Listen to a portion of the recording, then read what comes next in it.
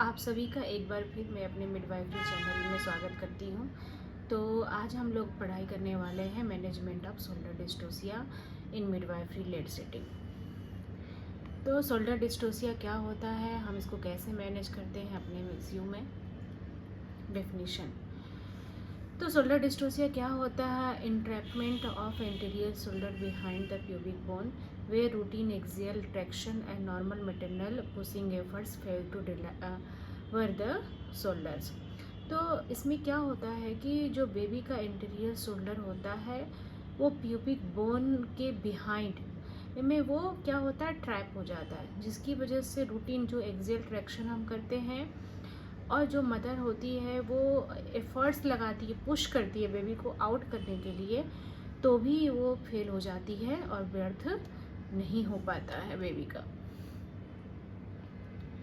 ये है, इसमें देख रहे होंगे आप फिगर में कि इसमें क्या है कि जो प्यूबिक बोन है उसमें हेड तो बाहर है, लेकिन जो उसका शोल्डर वो ट्रैप कहाँ हो गया है, प्यूबिक बोन में। वो ये क्या है, यहाँ पे ये ट्रैप हो गया है। तो इसके रिस्क फैक्टर क्या है? रिस्क फैक्टर है pre labour, before labour, previous shoulder dystocia, पहले से मदर को हिस्ट्री हो कि उसको शोल्डर डिस्टोसिया है, डायबिटीज़ हो मदर, मैक्रोसोमिया मतलब बेबी बहुत बड़ा हो, मैटरनल ओबिसिटी और माँ ओबिसिटी हो उसको, और बहुत ही वेट गेन हो। इंट्रापार्टम में क्या होता है? Prolong first stage, prolong second stage, और लेबर आगुमेंटेशन किया गया हो या इंस्ट्रूमेंटल डिलीवरी किया गया। इंसिडेंस क्या है कि 1% इन infant weighing more than less than 4 मतलब 4 kg से कम, 10% इन्फेंट वेइंग 4 से 450 ग्राम, फिर उसके बाद 23% इन्फेंट मोर देन 450 और हाईएवर और more than 50% of cases occur in normal weight infant. Complication क्या हो सकता है शोल्डर डिस्ट्रोसिया होता है? तो पोस्टपार्टम हेमरेज हो सकता है, रेक्टोवेजाइनल फिस्टुला हो सकता है, सिम्फेसियल सेपरेशन हो सकता है, 3rd और 4th डिग्री टीयर हो सकता है, और यूट्राइन रप्चर। बच्चे को क्या हो सकता है कि brachial flexes palsy, ups palsy जिसको बोलते हैं, वो हो सकता है। 5th और 6th जो नर्व्स होते हैं वो डैमेज हो, क्लेविकल फ्रैक्चर हो सकता है, बच्चे का डेथ भी हो सकता है, फीटल हाइपोक्सिया विथ और विदाउट परमानेंट न्यूरोलॉजिकल डैमेज, और फ्रैक्चर ऑफ द ह्यूमरस। इस फिगर में आप अच्छे से देख सकते होंगे कि see shoulder trapped behind the pubic bone, ये शोल्डर है जो कि ट्रैप हो गया है प्यूबिस बोन में, और ये ब्रेकियल फ्लेक्सेस है, और बच्चे का डिलीवरी हेड का हो चुका है, और प्यूबिक बोन में यहाँ पे शोल्डर ट्रैप हो चुका है, जो कि रूटीन एक्सियल एक्शन से भी नहीं आ रहा था। अब ये है जिसकी वजह से अब से पाल्सी होता है। C5 और C6 नर्व इसमें क्या होती है, डैमेज हो जाती है। तो recognition of the shoulder dystocia कैसे आप करेंगे? तो रूटीन एक्सियल ट्रैक्शन, जब बेबी हमारा डिलीवरी होता है तो हम एक अलाइन मेंटेन करके बेबी को बाहर निकालते हैं, लेकिन उसमें बेबी क्या होता है, बाहर नहीं निकल पाता है। दूसरा है कि टर्टल नेक लाइन होगा, this occur as the baby chin retract into the mother, और टर्टल साइन जैसे केचुआ होता है ना, तो वो क्या काम करता है कि वो उसका नेक अंदर और बाहर करता है, और लाख कोशिश के बावजूद भी वो बाहर नहीं आता, वैसा वो साइन होगा।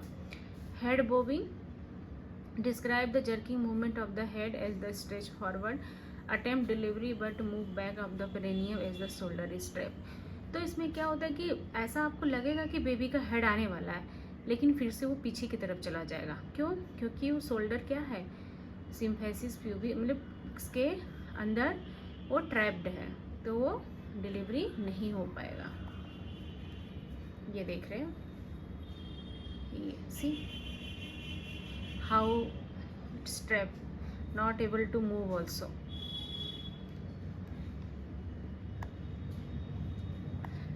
तो मैनूवर्स कौन कौन से हैं शोल्डर डिस्टोसिया के रिलीज करने के? Describe the McRoberts manoeuvres. तो अब मैक रॉबर्ट्स क्या होता है? ये सारे जो मैनूवर्स हैं हम यूज़ करते हैं मिल्सियो में शोल्डर डिस्टोसिया को रिलीज़ करने के लिए, क्योंकि हमारे पास ज़्यादा टाइम नहीं होता है। 5 से 10 मिनट के अंदर ही हमें सारे मैनूवर्स कर लेने चाहिए, नहीं तो बहुत सारी परमानेंट डैमेज हो सकता है और बेबी का डेथ भी हो सकता है। With the woman on her back and flex her leg towards her chest and have the woman grasp her thigh, pulling herself into the position with her legs sharply flexed on her abdomen. तो जो Mac Roberts position होता है, manoeuvres होता है, उसमें mother को अपने leg को हाइपर फ्लेक्शन करके उसको अपने चेस्ट तक ले जाना होता है। See in this how she is doing, she have hold her thigh and she try to take towards her chest in this. see जब वो ऊपर करती है तो ये जगह क्या होती है, बढ़ता है, स्पेस बढ़ती है, जिसकी वजह से बेबी रिलीज हो सकता है। Before Mac Roberts, see before Mac Roberts position, ये क्या है, इसमें सैक्रम। बिफोर मैक रॉबर्ट्स में जो सैक्रम है ये लगा पड़ा हुआ है और इसमें देखो थोड़ा डिफ्लेक्ट हुआ है।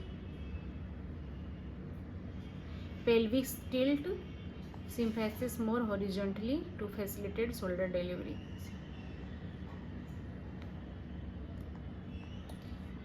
You can see here also ए।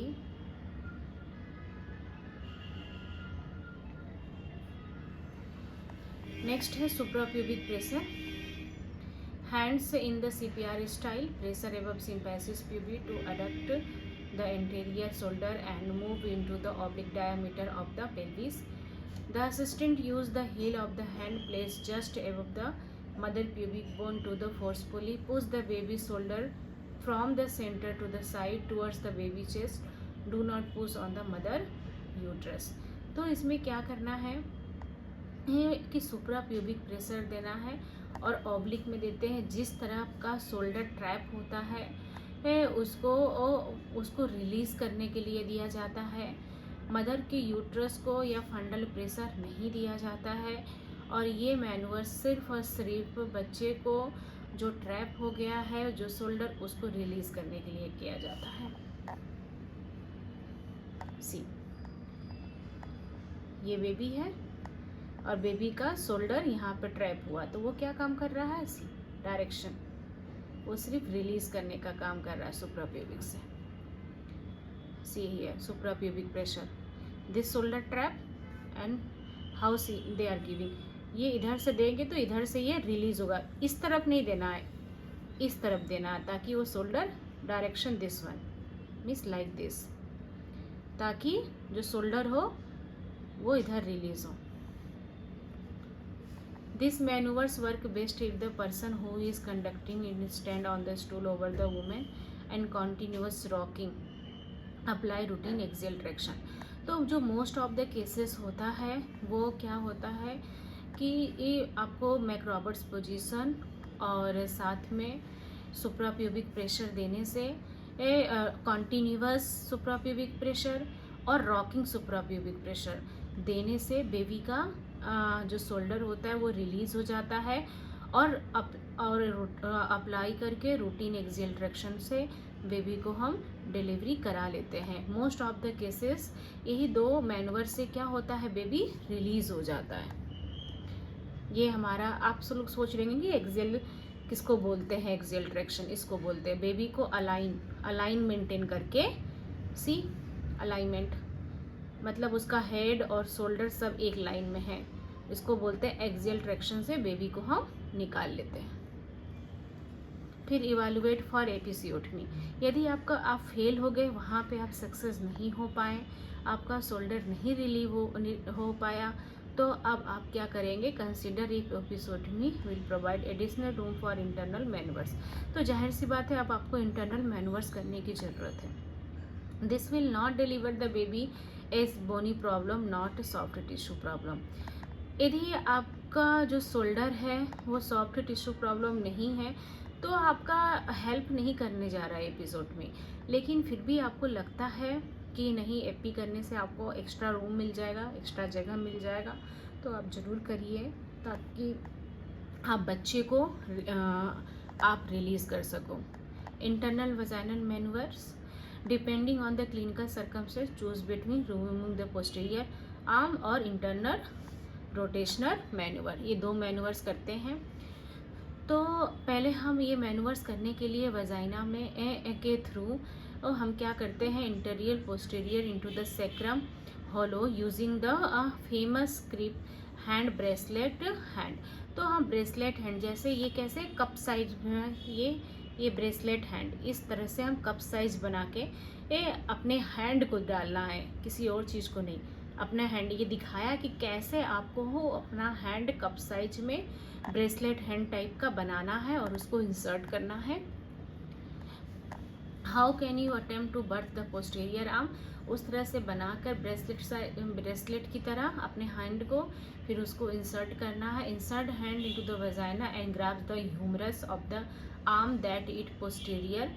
तो हमको इंसर्ट करना है और ग्रास्प करना है ह्यूमरस जो कि पोस्टीरियर है, और क्या करना है, keeping the arm flex at the elbow, sweep the arm cross the chest. तो हमेशा जब भी हमको आर्म को रिलीज़ करना है, वो फेस को और चेस्ट को फेस करते हुए ही हमको बाहर निकालना है, हमें उल्टा नहीं निकालना, हमेशा फेस को फेस करते हुए निकालना है, बेबी के फेस को फेस करते हुए। This will provide room for the shoulder and that is anterior to move under the symphysis pubis. तो इससे क्या होता है, जब हमारा रिलीज हो जाएगा पोस्टीरियर आर्म, तो हमें स्पेस मिलेगा और हम आसानी से दूसरा मैनूवर्स कर पाएंगे। Use think out loud communication skill. तो जब ये मैनूवर आप करेंगे तो आप जोर से बोलेंगे कि मैं पोस्टीरियर शोल्डर को रिलीज़ करने में समर्थ हो गया या निकल रहा है, ताकि आपका जो है असिस्टेंट हेल्प कर रहा है वो उसको भी पता लगे कि आप सक्सेस हो गए हैं। Insert your entire hand and how much of your arm through the vagina over the baby chest. Grasp the humerus of the baby posterior arm, flex the arm at the elbow and sweep it across the baby chest. जैसा कि हम लोगों ने bridge में भी पढ़ा था कि जब हम लोग हाथ को निकालते हैं, आर्म्स को निकालते हैं, तो हल्का सा फ्लेक्स करते हैं एल्बो पे, ताकि बेबी का हैंड फ्लेक्स हो जाए और उसको फेस को वो स्वीप करते हुए हम उसका हैंड को बाहर निकालेंगे। Grabs the baby hand and gently birth it and over the baby face and then in tight position arm will follow. Now with the rest of the body apply routine axial traction. जैसा कि हम लोग axial traction देख चुके हैं figure में कि उसका शोल्डर, उसका बॉडी दोनों हेड दोनों ही अलाइन रहेगा। तो हमको हाथ निकालने के बाद, बेबी का आर्म निकालने के बाद उसका अलाइनमेंट मेंटेन करते हुए, एक्सियल ट्रैक्शन मेंटेन करते हुए बाहर निकालेंगे। सी, remove the posterior arm.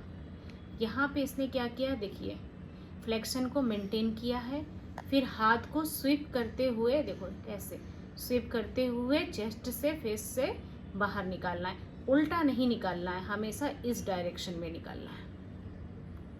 See how, second, हमेशा फेस को, यहाँ से हम स्टार्ट करने हैं, ऐसे जाएंगे और फेस को फेस करते हुए हमें बाहर निकालना है।